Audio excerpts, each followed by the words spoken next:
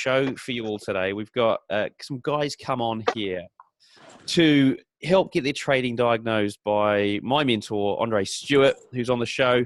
And we've got two guys here at the moment, Dewey and James. No doubt we're going to get some more. Hopefully we get some more. There might be a couple more that turn up along the way.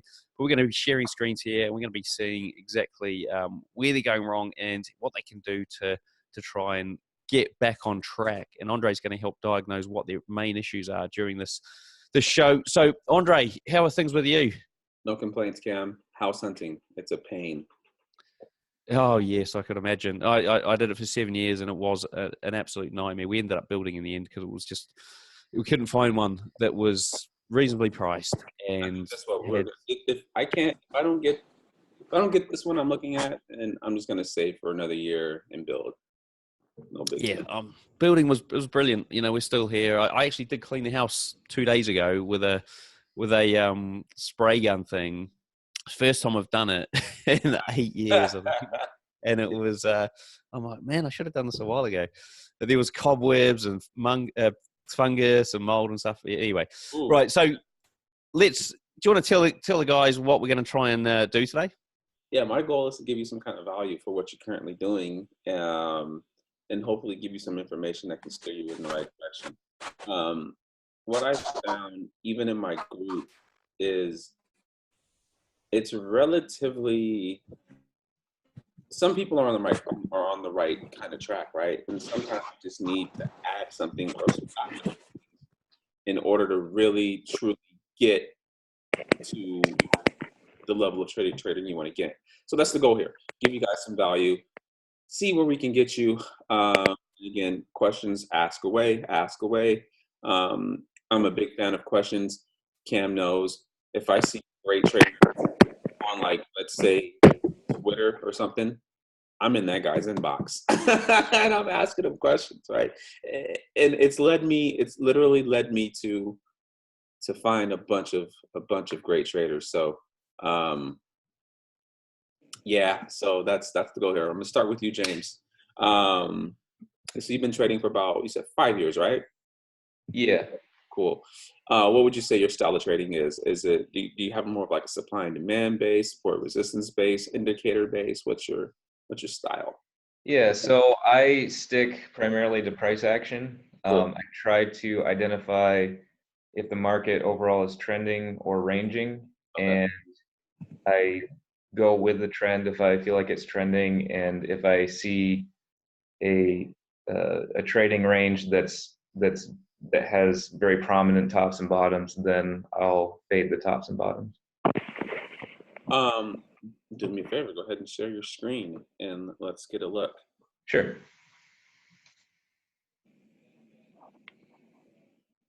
Looks like we've cloned Dewey there. Oh, look at your platform. It's beautiful. I hate MetaTrader. I shouldn't say that out loud, but I do. I legitimately complain about MetaTrader every day, and I'm not good enough for prime brokerage. So, what platform is this? So this is TD Ameritrade's Thinkorswim. Oh, I've been thinking about them. Looks good. How is it? It's like I make do with it. Like there are definitely features in there that I think MetaTrader might be better, but because they have like free data and everything, I just ended up going with them for now. So. Yeah, I've thought about them. I'm weird. I walked into a TD Ameritrade and was hounding them with questions before I gave them money, and I didn't give them money. Cool. So go ahead, explain your setup for me. Yeah. So right here on the chart, the dotted horizontal lines are actually a trade that I took earlier. I put them on just to illustrate where my entry and stop and profit targets are. So if I back up a little bit,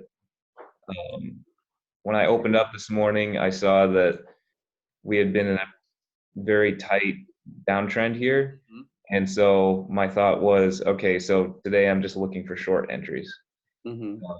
And I saw that it started basically losing momentum around this part here.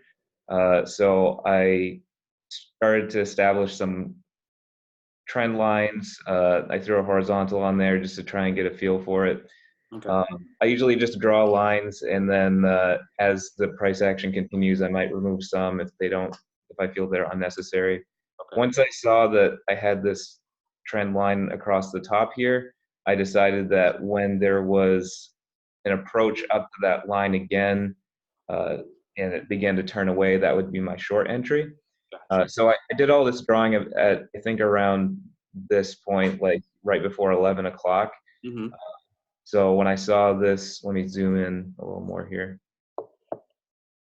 So when I saw this, these strong bull bars heading to the top, I figured, well, it's either in the middle of a reversal or it's just like being vacuumed right up to the resistance line here and it will turn down. So because again, everything had looked pretty bearish, I decided to take an entry right there. So that's the gray line is where my entry actually was. Mm-hmm. And then I've been holding myself to a standard risk and profit size just to keep everything consistent. I've been going for 10 pips of risk and 20 pips of profit. Okay. So this up here is where I would be stopped out, and here's where I take my profits. As you can see, unfortunately, it came very, very, very close to hitting the profit target, but it ultimately got stopped out maybe half an hour ago. Okay. I can tell you exactly where that trade went wrong. Okay. God, you know what? I don't want to sound like a jerk, but I did the exact opposite of you.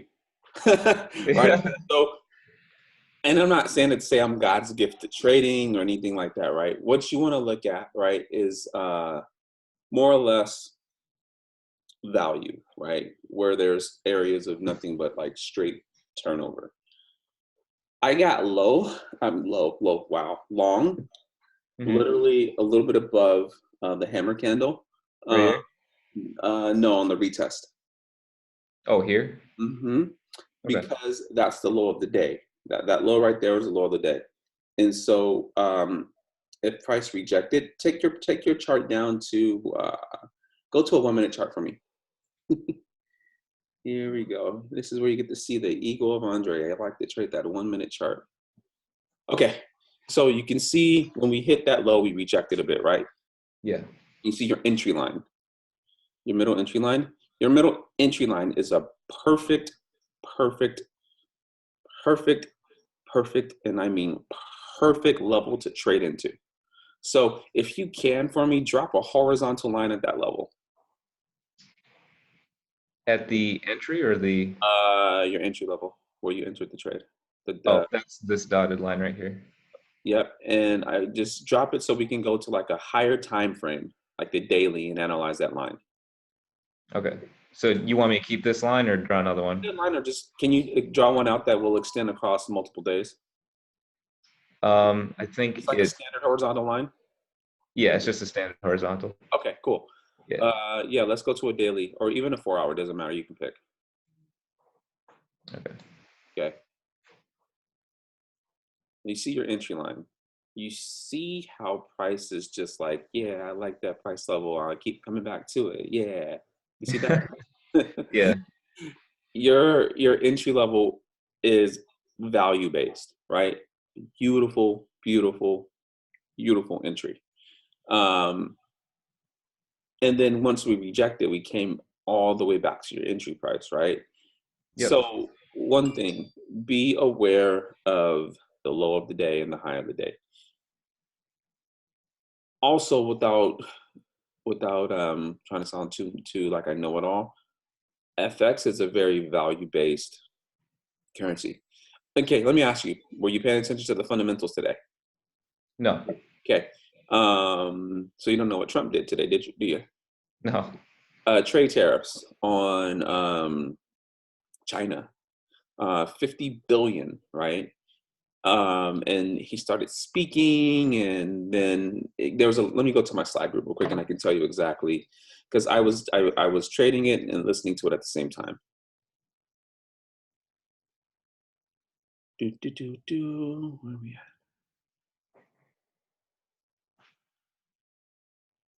at? Okay, so as I was watching this, I was looking at the S&P, the Dow, and the Nasdaq. They were all moving lower. Um, One statement that he said right as we were hitting the low of the day, he said, "This is the first of many," right? Hmm. And they also said the era of economic surrender is over, right? Indicating some major kind of changes coming. Market doesn't like that. So what does that mean for the dollar? Trade tariffs, the market doesn't know what it is. Confusion. B, we're probably going to see a weaker dollar, right?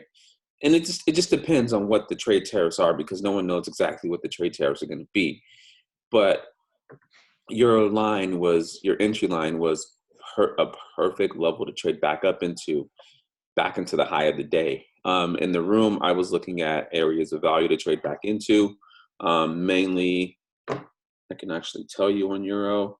I was looking at, nope, that's the wrong one.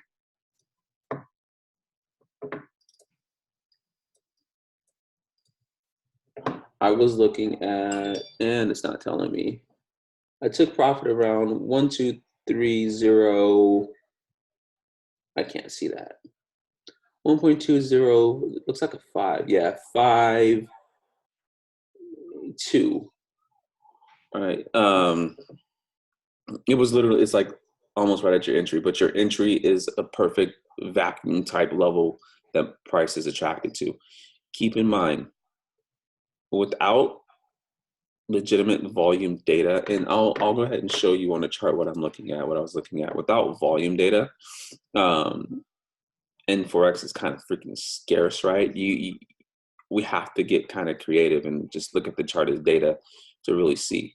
If you notice where you have clusters of buildup on your chart, market's drawn to that level. So, and what most people don't understand is that your strategy, any trading strategy, should incorporate three things actually: volume, price, and time, right? So, the thing that's probably going to suck about retail brokers, and that does suck about retail brokers, is you get their volume, right? You literally get their volume. You don't get any other kind of reputable volume data. You get their volume. But I'm gonna highly encourage you to look into my kind of trading style, which is volume profile. Okay. I think then you'll see a ebb and flow of the market, and you'll see just kind of what I'm talking about, how price is attracted to certain levels. So go ahead, stop sharing your screen. I'll share my screen. Okay. Go to Trading View, and I'll show you. Okay, what screen do you see? I'm seeing Trading View like a dashboard. Okay, perfect. I know to turn this way now. So I was like, yeah, I don't need which way to look. You guys don't mind me. I'm like a really big dork, and I'm totally okay with that. What am I doing? This is the button I need to be clicking. You're probably going to see an already analyzed chart. Huh, really not. Let's see, hour. Okay, so look for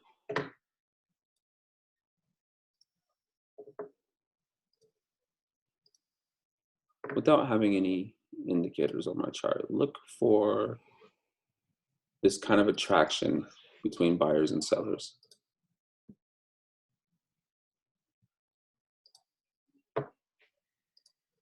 Oh, this is a big one. So as you're doing this, could you tell me like what's I knew that. I was just making sure you would ask that question, man. Yeah. Sorry, when I get into trading mode, dude, I zone in. Are you kidding me? So I just got some funny news. Anyway, I'm looking at where I see buying and selling activity, right? Market stops here, market stops here, market stops here, right? This tells me that there's a value in this level for buyers and sellers.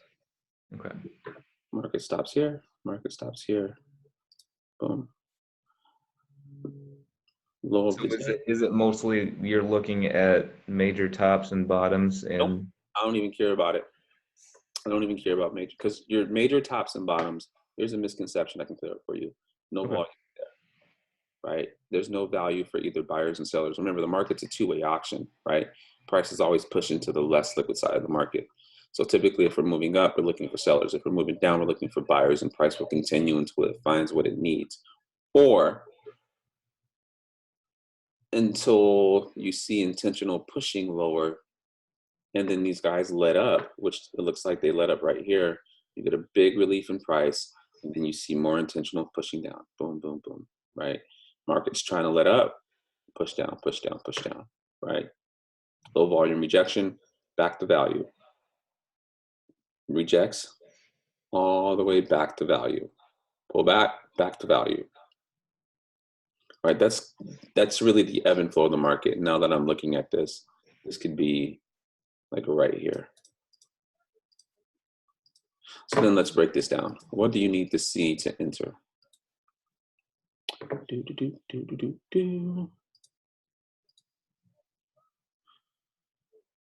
Now, don't just blindly fade these levels, right? Big mistake that everybody makes. I'm just gonna fade it. It's at resistance. There's a whole there's a whole cluster of the internet that talks about buy support, sell resistance. Okay, well, if I sold resistance right here, what happened? Right? Like, right. the stuff you see on the internet. So you want to look. This is where you have to become detective, right? Detective James up in this piece. So this is why I'm on the 1 minute chart, right? Low volume rejection. I'll show you my exact entry actually. Trading view, I'm not paying for you, even though I've been thinking about it lately. So I marked off the low of the day because we rejected off of it. Mm-hmm. Got down to the 1 minute. And once we started rejecting, again, I'm not waiting for a candle to close, none of that mess. I'm getting in. And I went in. Like, it was a very aggressive trade setup, and I won't mention how many positions I had on because I don't want to scare you guys. So then again, it's rejecting, right? What am I looking for? I'm looking for a high turnover level to trade back into, right? Here you go. Right? Don't get scared off by any of this pullback, right? Just again, higher lows, higher lows, higher lows, higher lows. I'm not even a fan of market structure, I tell you that much, because this right here, price made a lower high, blah blah. Low volume rejection. That's all this is. Low volume rejection, right? And then what you tend to see is after the low volume rejection, because we had a low here that got eaten up. Perfect. Right back to volume, right? That's the main thing I think you should focus on too, is finding a way to latch onto this, right? So how can you do that? Now, I don't have anything less than the 1 minute chart here. Just look for a little trend line break, right? If you need confirmation. I personally believe the longer you wait, the crappier your price is. I almost cursed Cam. I'm proud of myself for refraining there. So the longer you wait, the crappier price you get. So I'm not a fan of waiting for too much confirmation, because I think confirmation in market is without volume, like true real-time volume, is you got to roll the dice, right? But you have to roll the dice when the probabilities are at your favor. So let's go to a 30-minute chart. Low of the day. Actually, where's the high of the day? Another question about the low of the day. So at what point did you decide that that was the low and it wasn't going to go lower? It was already in place. Just because we rejected from it with kind of some fierceness. So the high of the day, 1, 2, 3, 8, 8. 1, 2, 3. Where's my crosshairs? Maybe it's here. 1, 2, 3. Oh, this is the high of the day. 1, 2, 3. Yep, this is the high of the day right here. All right. So effectively, this from here to here is your daily range, Yep. right? You are 100% on the money. We were moving lower, right? But without gauging some kind of value. And the thing with this low volume rejection right here, and I'll just show you my freaking trading setup. I don't care. This low volume rejection for today came in at a high volume level, right? Right at it. Actually, right near it, because I have my high volume level at 22820. 228.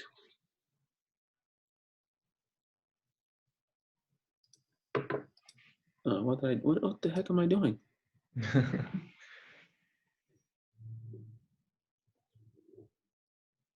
This is my, okay, and that makes sense. This is my high volume level right here, and we rejected in kind of a high volume level. What does that mean? That means there's no value for any shorts beyond this level. So just be aware of that. And then we just move right back up into volume, and we actually rejected at a high volume level at. So this line was a little off. It was like right here.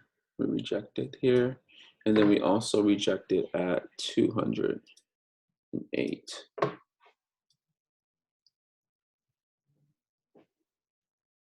A pip away. All right. And here's the thing: when you have these high volume levels, excuse me, close together, you will consolidate. Like it's an absolute fact. You're going to consolidate. Why are you going to consolidate?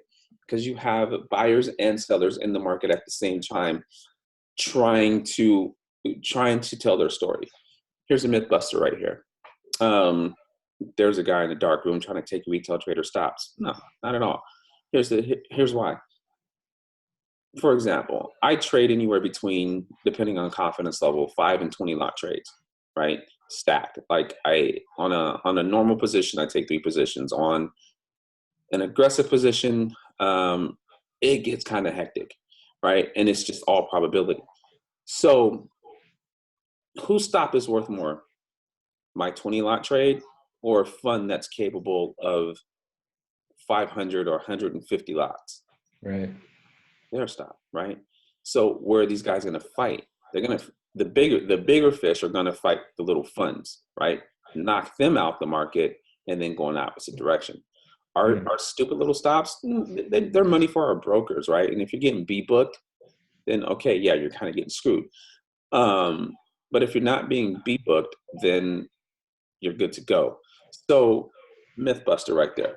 But most people don't know why consolidation happens. Consolidation happens because we're stuck between levels of value, right? That's it. Now let me show you, I'll show you my actual MT4 setup. Hold on. Doop. And then we go here. And we go here. You guys see MT4? Yep. Okay, volume profile right here. Look at all the high volume levels right here and look at the price action, right? Here's the rejection. My entry was right here, right by this red line.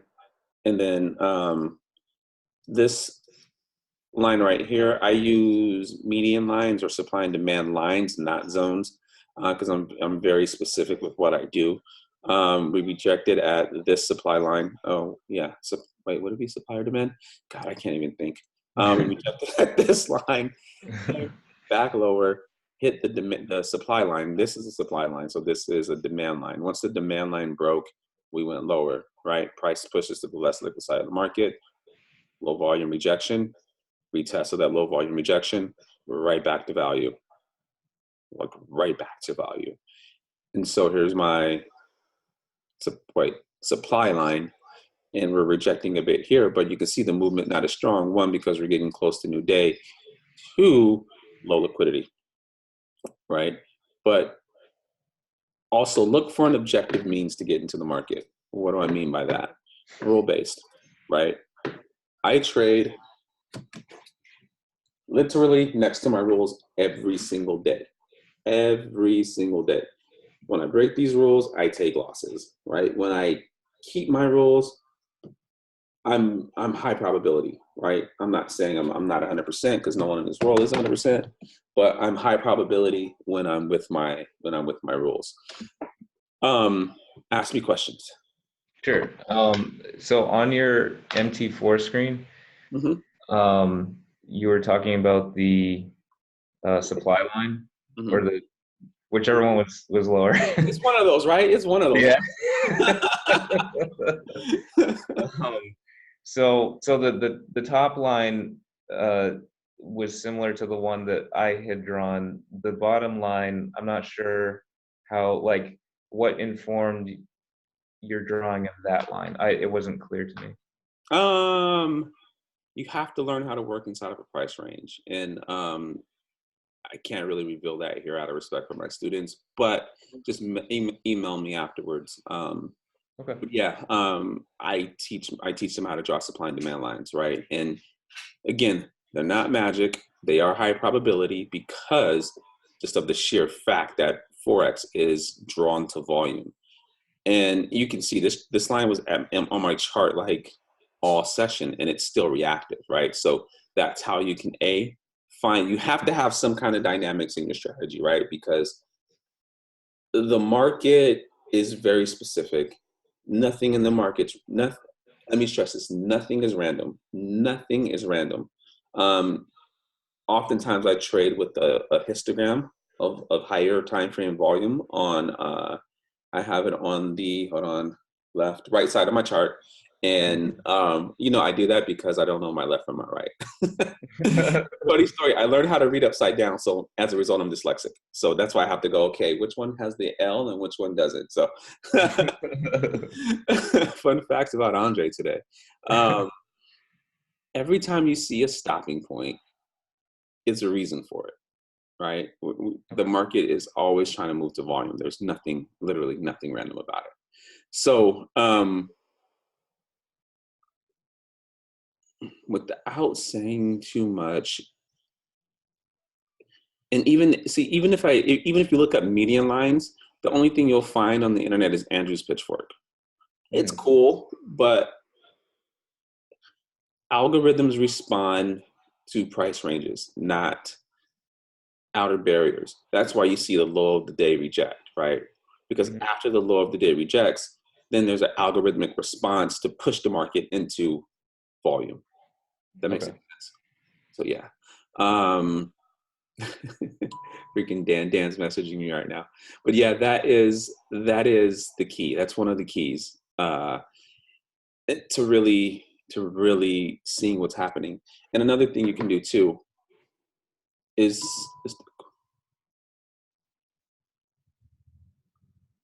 5-minute chart. If you're having some issue with really looking at shorter time frame direction, just use Heikin-Ashi candles. They're great, right? A lot of times I will manage a position with Heikin-Ashi candles, right? But I can see my low of the day, my rejection, boom, right there, right? So even if you entered here, very low drawdown entry, but you also kind of get a little bit of confirmation that, hey, this upper barrier is kind of just busted, right? You get a small, and this retest of this line, you're not going to see that on the 5-minute chart. You're not going to even see it on a 3-minute chart. This is why a lot of times I get on the 1 minute and with my very specific levels, and I enter on the 1 minute. Why? Because if I'm reading price right, and I don't know if you're familiar with the only legitimate, I'm not a pattern trader, but the only legitimate patterns that I do look for are a drop-based drop, rally-based rally, rally-based drop, those kind of things, because they're reversal and continuation patterns. But again, there are a handful of patterns to look for, like a head and shoulders, because it's a lot of times it can tell you, excuse me, if we are in reversal or continuation mode, right? So I just kind of look for that. I look for my reversal and continuation patterns around my supply and demand lines at my high volume levels too, because even at a higher volume level, you guys still see trading view, right? Yep. Drop, base, drop, right? Mm-hmm. Drop, base, drop, retest, drop, right? That's how you know you have a good level. So rally, base, rally, drop, base, rally, right? Rally, base, drop. It's clockwork. Drop, base, rally, blah, blah, blah. You guys get the picture. Rally, base, drop, right? You guys get that part. And even here, rally, base, drop, right? No coincidence. There's volume in these areas. And here's the thing. The more time these volume areas are hit, the weaker they become. Unless someone is really just has an intention to keep this lower. So 1 hit, 2 hit, third hit of a level, we typically will breach it or break it. That's kind of my rule. 1, 2, 3 hits, I won't trade the level. So yeah. What other questions you got? So I should be looking for areas of value where price collects a lot, and then when we're away from that, we're looking for a return to that level. Is that basically? It depends, right? It depends. You want to look for kind of that, and I'll send you you're gonna have to email me and remind me because I am the absolute king of forgetting stuff. So I will send you a document on supply and demand patterns. So just if you don't get it from me, I'd say an hour after we got off this webinar, I forgot. Okay. So just email. Don't be afraid, because I need Cam will tell you I need the reminder. So just remind me. He's been reminding me to do something for 2 weeks, and I forgot, Cam. I forgot. Good point, actually. You still haven't done that thing. So I haven't. I know. I'm sorry. I have to remind you again. All right. Oh, man. So what other questions you got? Just trying to think through. What's your biggest hang up right now? Like what trips you up about trading? I would say like really trying to decide whether something is trending or ranging. Like the chart today, for instance, when I was getting into that was like a weak bear trend at that point, and I was trying to get in toward the top of the channel. But what trips me up is when it starts transitioning into a range, or maybe it's reversing into a bull trend, and I'm never quite sure where that's going to happen. That type of thing, I suppose. I suppose it's just like having more confidence in like, all right, this is where I need to enter for sure, or this is just overdone. Got you. The one thing you do better than me is draw channels. Like I know for an absolute fact that channels work. I just can't see them. I don't know how to draw a channel. But it's good at determining direction, like the overall macro direction of price in the here and now. The thing too is you have to anticipate that, and again, I don't think there's anything like false about it, but a fake out, right? But it's not necessarily a fake out. It's like somebody would have called this a fake out. No, it's not a fake out. It's a low volume rejection, right? Like, oh my God, engulfing candle, what are people doing? Getting short, right? Not realizing the value and understanding that we trade between values. So what you really need to do is, and to try to make this as clear as possible, identify your value levels, right? Identify whether you're, again, look at the intentions, right? We're rejecting, right? Buyers are getting rejected. Buyers keep getting rejected. There's no coincidence that we're moving lower. Here and now, sell it, rejection, one last push, rejection, right? Broke this kind of channel line. I did see this channel. My mentor would be proud because I literally just emailed him and said, I can't draw channels. And he used to work in the hedge fund world too. And he flat out says, we're in channels most of the time, Andre. I'm like, dude, I can't see them. But he'd be proud of me. Again, we break this kind of upper barrier, for lack of better words. This retest, you won't catch it on the lower time frames, but it's a good entry, right? If you need a ton of confirmation. I didn't need a lot of confirmation just based off of the low of the day this was like, yep. And as soon as we started moving forward, I went long, right? But again, because the longer I wait, where do I put my stop, right? If Right. I'm here and if I reject up here and I'm fairly certain of it, you probably can't see this, risk 2 to 3 trade. This is 2 to 3 trades per session, 5 to 8 pip stop loss maximum. That's my risk on any trade. And I'm always targeting a minimum of 10 to 20 pips on given trade. So define that. And that's just because, again, I've stared at charts and learned until I literally like almost drove myself mad, like literally.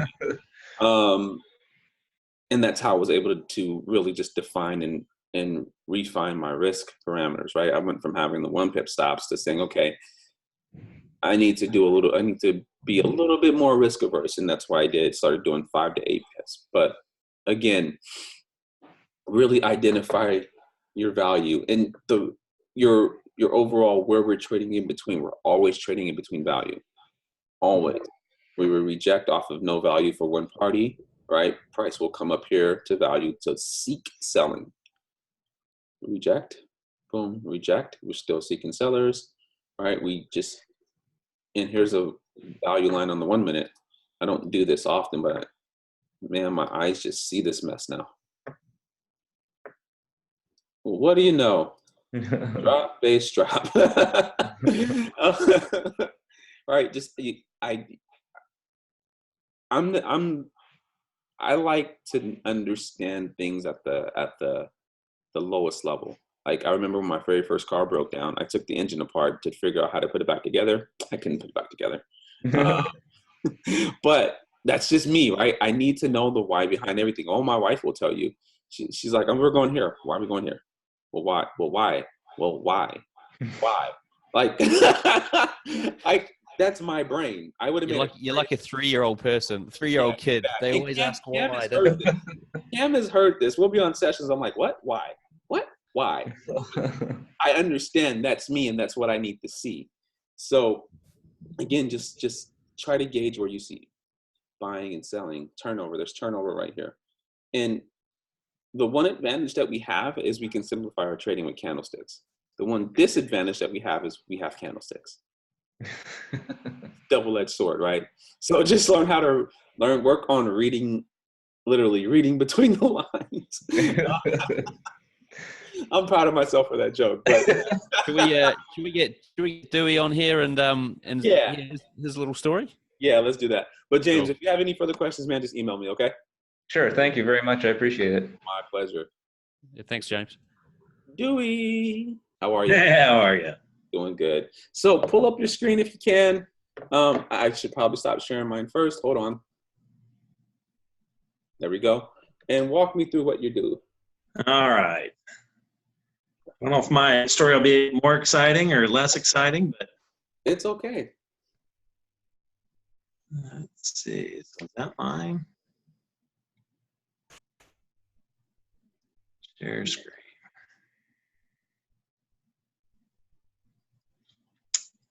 You see in screen? Yes, sir. So, I told you, my quest was to kind of just go out there and gather all the information I could. And, I looked at everything from candlesticks to harmonics to trend to counter trend, indicators. I think I've looked at every indicator ever existed, tried to understand how they worked. Yeah. And what my experience has been, every single one of them work some of the time. Right. So harmonics, they work some of the time. Elliott Wig, it works some of the time. Trend trading, it works some of the time. Support and resistance, it works some of the time. Mm-hmm. And so that was discouraging in the fact that I could never, my issues, I've never found a strategy I'm comfortable with. Mm-hmm. I can show you that almost any strategy can work some of the time, but if the probabilities aren't significant, if you don't have high probability, then in the end, you just tired of, breaking even. If you're pretty good, you end up just treading water, and that's not worth your time, right? Right. So it's interesting, I'm very curious to learn more about your strategy. And again, my exposure to you was, through Cam's podcast, and was just loved what I heard. It's interesting that as of recently, I've adopted some of the principles you've talked about, but I don't know if I have the right setups or feeds or indicators to share that. And that is understanding that there really is value. Mm-hmm. And you've kind of got this chop in this middle. You've got, value at the bottom where there's discounts, where you're going to have buyers, and you're going to have at the very top of it, you're going to have sellers, right? Mm-hmm. And there's oftentimes right in the middle, there is a lot of chop, a lot of volume, and you got the buyers and sellers, and they're fighting against each other.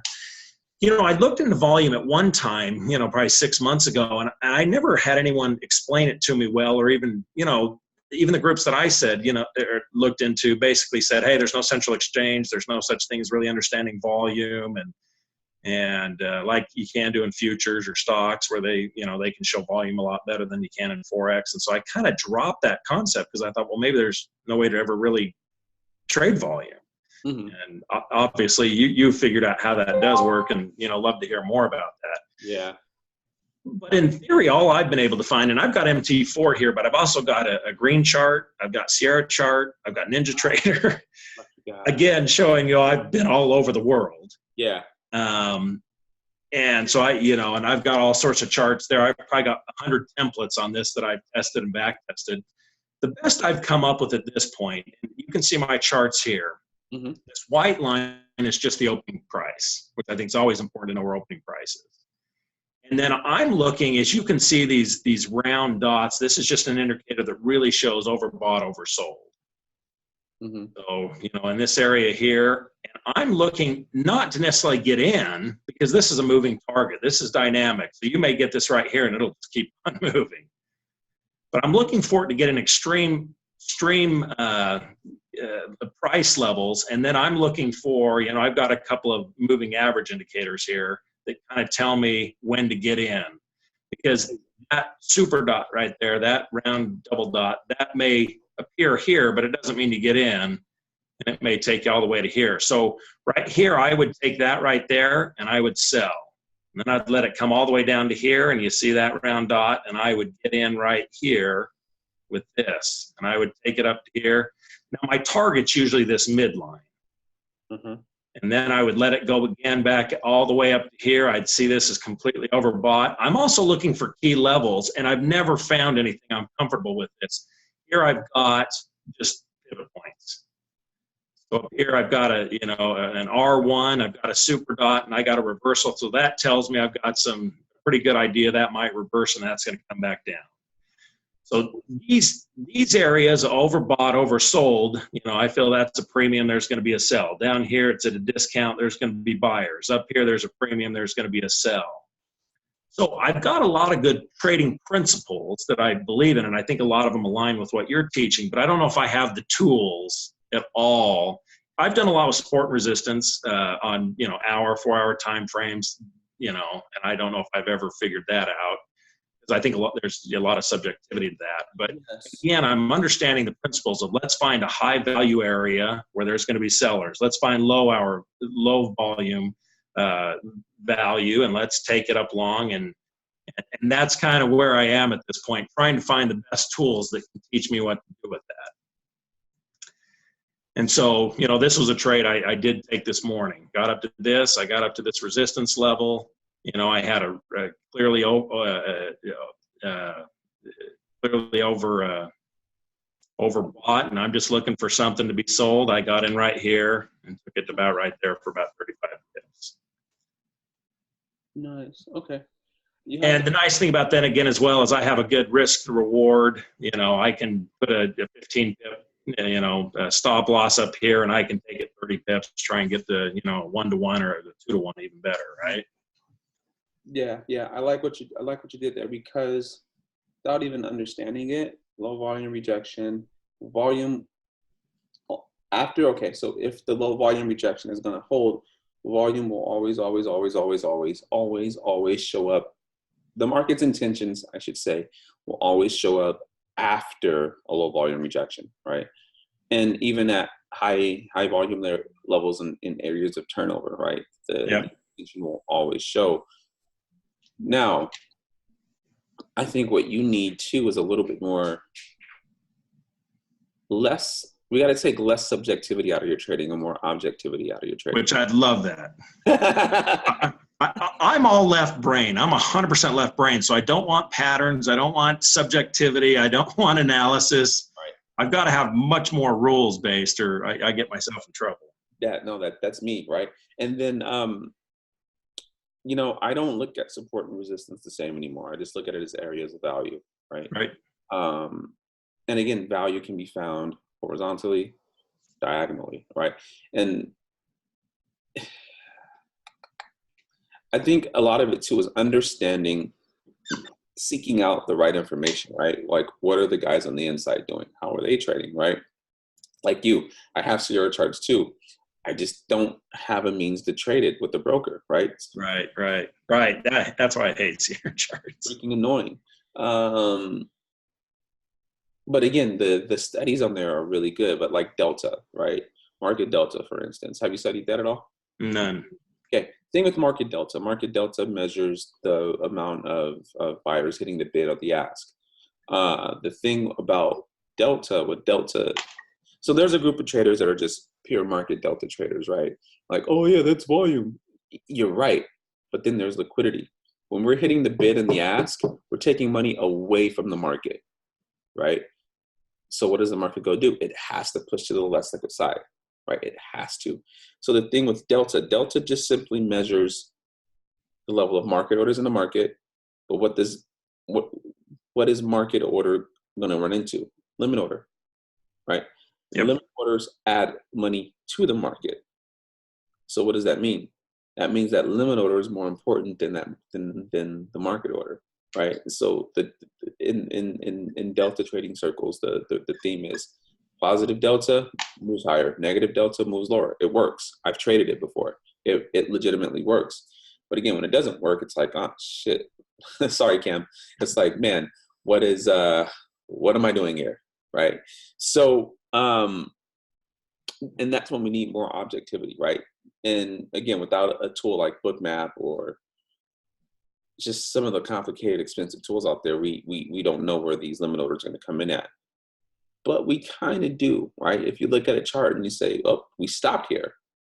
Oh, we keep stopping here. Oh, there's kind of a barrier here. So then that tells you that delta or the market orders are smashing into limit orders. So again, that's objective, right? It's not subjective. It's right. What actually happens, right? Other thing, we have to look for the clues to trigger a long or a short. It has to be objective. Doesn't matter.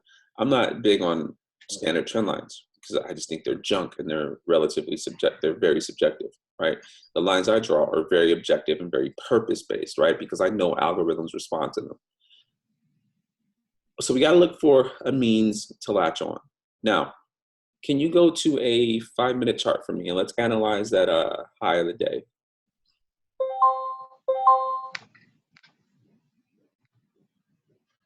Okay, so what can you do here? You can draw an upward moving trend line and simply counter trend it, right? Because we've hit the high of the day. We typically will reject because that price is unfair for buyers. You can, a lot of what I do, I'm going to take control of your mouse if you don't mind. Yeah, go ahead. Excuse me.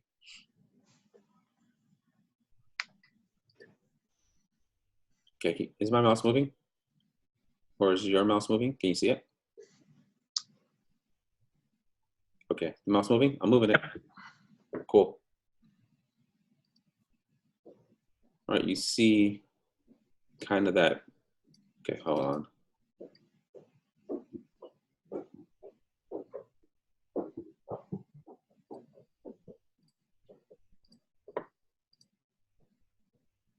I'm a control freak. I can appreciate that. That's a good thing. Prices being intentionally pushed to the downside, right? So cool. Also, most people are so fixated with that high of the day that we forget this is unfair. This is an unfair price. Yes. Right? So then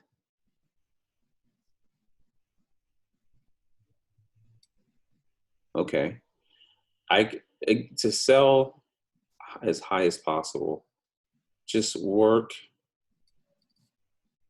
inside of the accepted price parameters.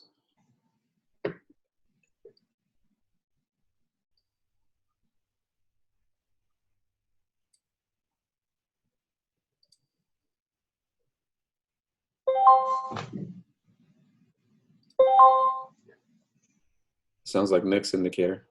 Crap, did I go too far?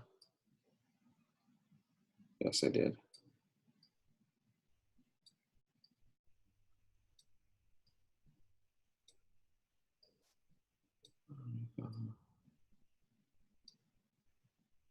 All right, here we go. Now we can get a lot more specific with how we draw this line. There we go. Standard trend line. Right, we have this back into the range. Standard trend line for me. This is the highest probability entry. My stop can go right here. 6 pips. My target can be where I see value. Right. So that way you latch on at the best price possible. It's subjective, right? You have a trend line break, you have a retest of the trend line, and then you have a drop. And we don't look back. And we just kind of rarely, but we just perfectly channel down, down, down, because every single push up sold into. Push up, sold into. Push up, sold into. Push up, sold into. Push up, sold into. Right? Just get good, or get really good at reading that, because now we see the let up. Now the market's trying to rebound.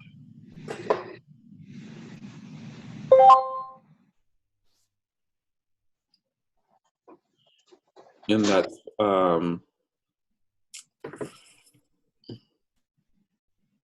let's see here.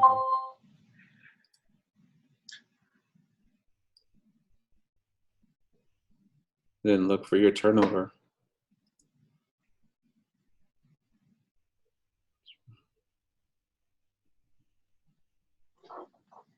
It's right there.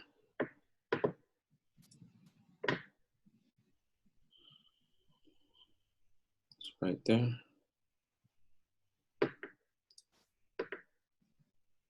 Where do we have an agreement? Yeah, this is a good one because we have buyers in agreement, sellers in agreement. A very good one.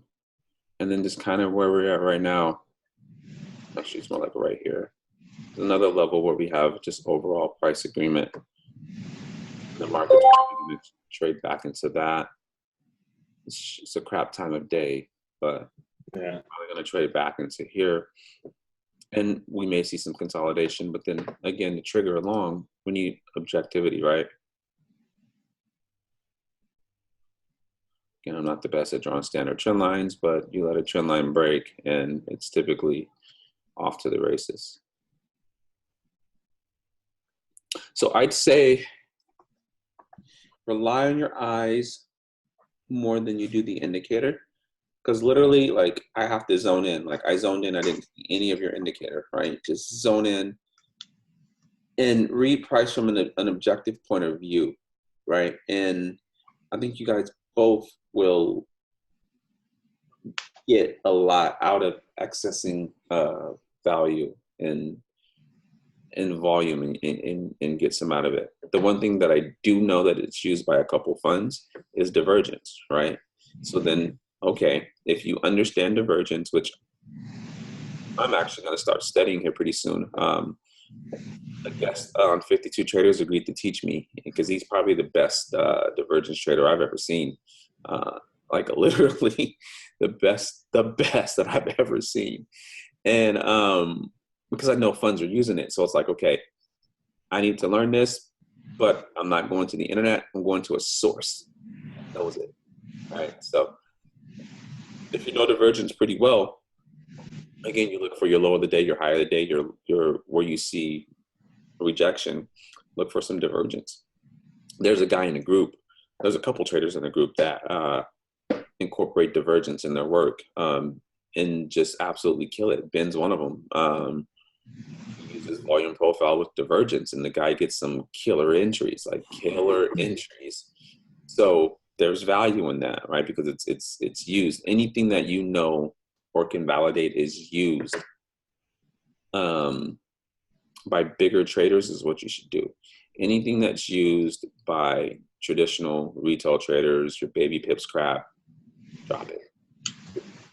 It's gonna harm you more than it will help you. Well, Andre, that's a great summary. I think you've shared way too much, more than you usually do, even though you usually share a lot. You guys should be very thankful for being on here, I suppose, early. Other people were going to get to, or pro members are going to get to see this anyway. And it's a shame that I think there was something wrong with the email that we sent out, because somebody just came back to me. A second one for the other people. Yeah, we could get them back on. I mean, the thing, there was a problem. Somebody I just noticed an email bounced and blah blah blah. So for whatever reason, they didn't get the link. But we'll get some more people back on here and do another one, because I think it is quite insightful. It's interesting to see what you guys are doing, how you're approaching the market, and just getting different perspectives. And then I suppose having Andre sort of bring it back to what drives the market, sort of the underlying thing. And I've used this analogy before in the past, where it's like when I learned how to build websites, somebody taught me what a pixel was and how that sort of pixel sort of made everything up, and understanding that sort of grassroots thinking and grassroots sort of what the very basis of everything does help you have a better understanding of where price is going to go, and ultimately give you a better entry and low risk entry, high probability, all that sort of stuff. So, hey, look, thank you guys for coming on board. Are you guys you can unmute yourself, James. Are you trading Mentors Match Off members? No. No? Well, I'll tell you what, thanks for coming on, because what I'll do is I'll give you guys access to that. It's 21 episodes. Andre's on there as well. You can hear him training up Phil Mullins over the course of like 9 months, and it's a great little listen. You hear two other mentors as well training up their students, so it's worthwhile taking a listen to. So I'll chuck that in your accounts, 52 Traders. So thanks for joining and taking part today. Really do appreciate it. I think it's been a massively insightful session, and even I've learned a lot out of this one as well, Andre. Even though we sit down together quite often, I've learned a lot out of this one as well. So I'll be thinking a bit more about what I'm doing in the current strategy that I've put together. Any last words from you guys? Thanks for the opportunity to meet you guys. This is really awesome. Thank you, and stay on for a little bit longer. We'll talk after the recording. Sure. Okay, all the best, guys. And look, I mean, I want to see you guys back here on the show as guests. Teaching people what you do, telling them what you do, talking about your journey. Okay, so Andre did it. He was on here in episode 31, and then got him back on an 88, and here he is now, like trading for a living, basically. Crazy. So it's doable. All right. Well, look, we'll end the show there, and the guys who are watching the video obviously can see the charts and stuff, and everyone else, I'll do a little wrap up so you know what to do next. All right. Thanks again, and thanks for being critiqued in front of people. I appreciate that. That's not easy to do. So. Yeah, well done, guys. Thanks, Andre. My pleasure. Yeah.